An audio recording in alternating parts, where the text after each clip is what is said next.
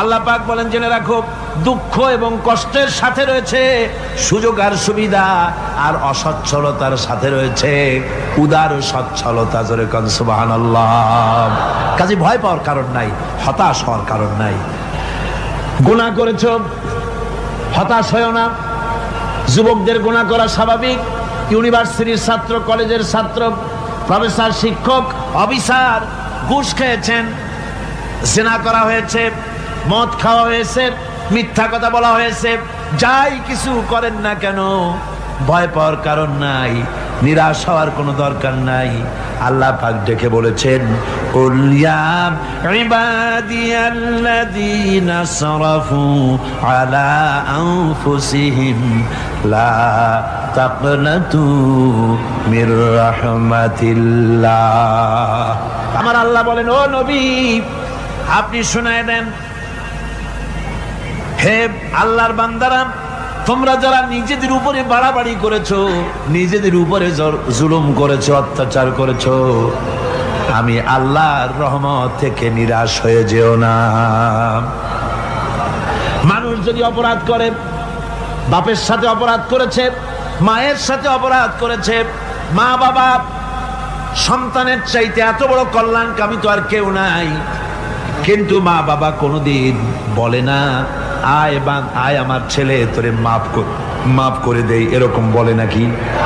মন চায় ছেলে যদি মাপ চাইতো খুশি হয়ে মাফ করে দিতাম, কিন্তু কেন যে আসে না, ডাকে না যে আয় মাফ করে দেই। মা বাপ আপনাকে এত ভালোবাসে, সেই মা বাপও আপনাকে বলে না যে আয় মাফ করে দেই। আমার আল্লাহ হচ্ছেন এমন আল্লাহ, আল্লাহ রাব্বুল আলামিন ডাকেন, এ বান্দা খুন করেছিস ফিরে আয়, জিনা করেছিস ফিরে আয়, হত্যা করেছিস ফিরে আয়, চুরি করেছিস ফিরে আয়, কুফরি করেছিস ফিরে আয়, সুদ খেয়েছিস, ঘুষ খেয়েছিস, মদ খেয়েছিস ফিরে আয়, এসে আমার দরবারে চোখের পানি ফেল, আমার দরবারে কাঁদাকাটি কর। ইন্নাল্লাহা ইয়াগফিরুয যুনুবা জামিআ ইন্নাহু হুয়াল গফুরুর রহিম। আমার দরবারে চোখের পানি ফেলে কাঁদ, আমি রব্বুল আলামিন জিন্দেগীর গুনাহ মাফ করে দেব। সুবহানাল্লাহ কর, সুবহানাল্লাহ কর। আমার কাছে কাঁদ, চোখের পানি ফেল। আল্লাহ রাব্বুল আলামিনের কাছে বান্দার দুইটা ফোঁটা বেশি প্রিয়।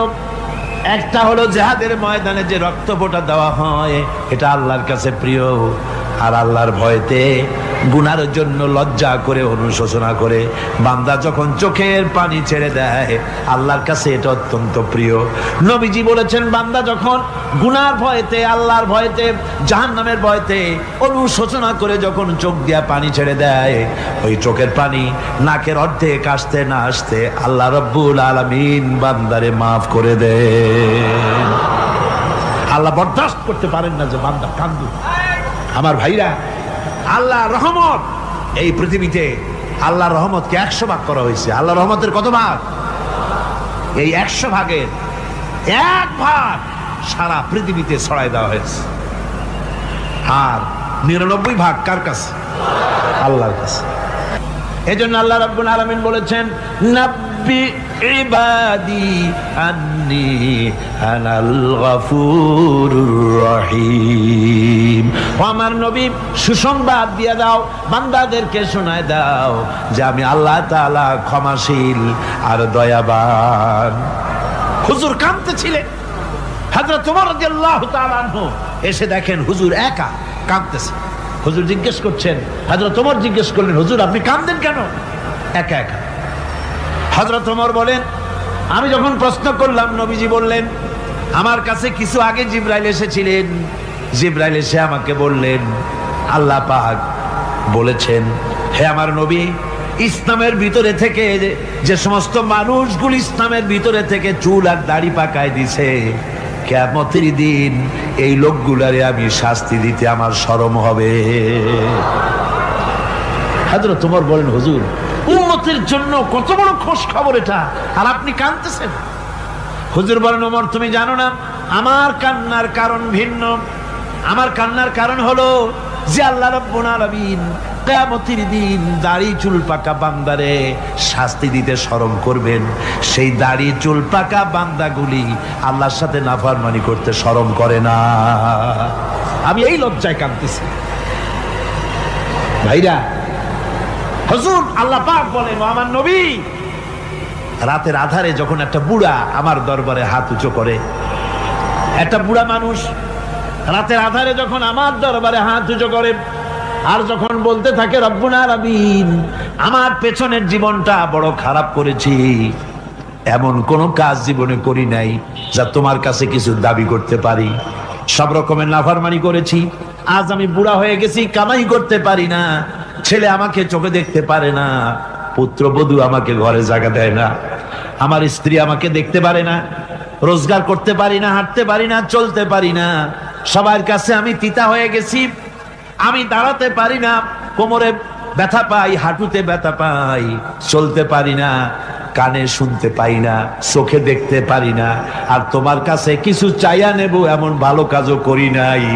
এইভাবে যখন বান্দা কাঁদতে থাকে আমার দরবারে, ও আমার হাবিব আমার রহমতের দরিয়ায় জোশ মেরে যায়, আমার শরম হয় এই বুড়াটারে কেমনে খালি হাতে ফিরাইয়া দেই।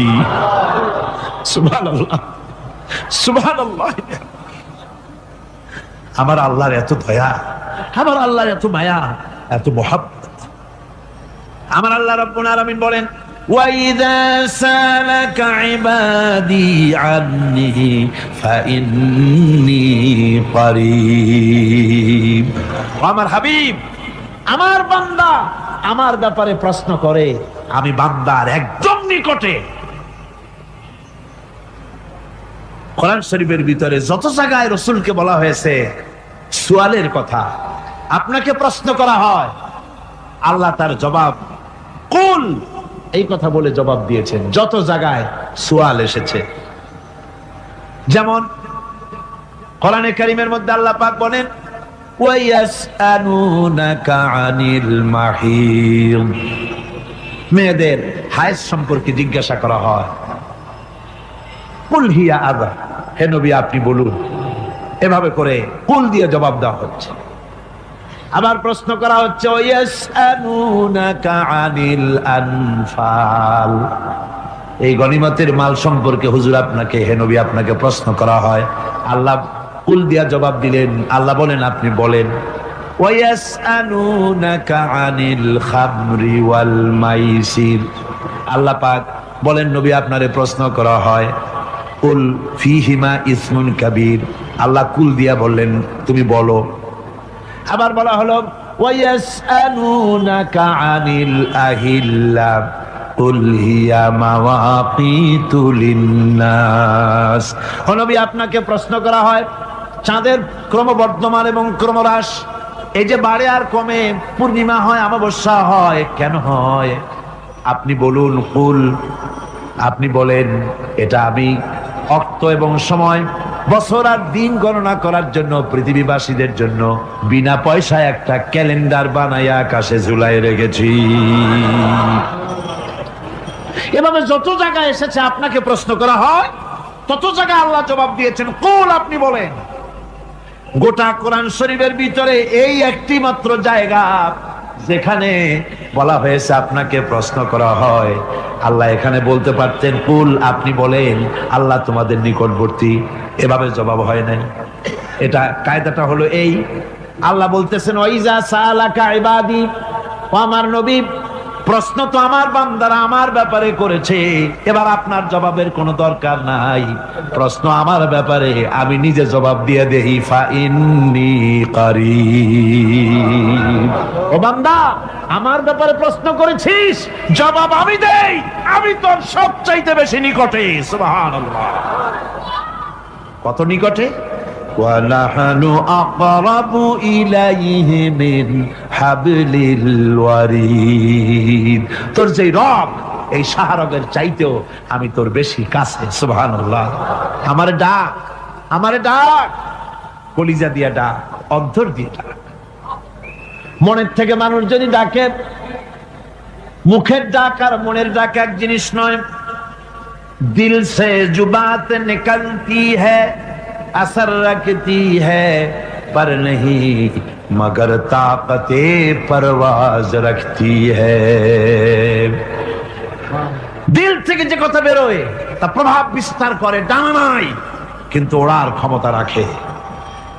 মনের কথাই ভিন্ন, মন থেকে, দিল থেকে, কলিজা থেকে, অন্তরের গভীর কন্দর থেকে মুহাব্বতের সাথে কেউ যদি একবার বলে আল্লাহ, আল্লাহ রাব্বুল আলামিন বলেন অন্তরের অন্তঃস্থল থেকে একটি বার যদি বান্দা বলেন আল্লাহ, আল্লাহ বলেন 70 বার সাড়া দিয়া জিজ্ঞেস করি বান্দা কি চাও, আমি তোমার কাছে আছি।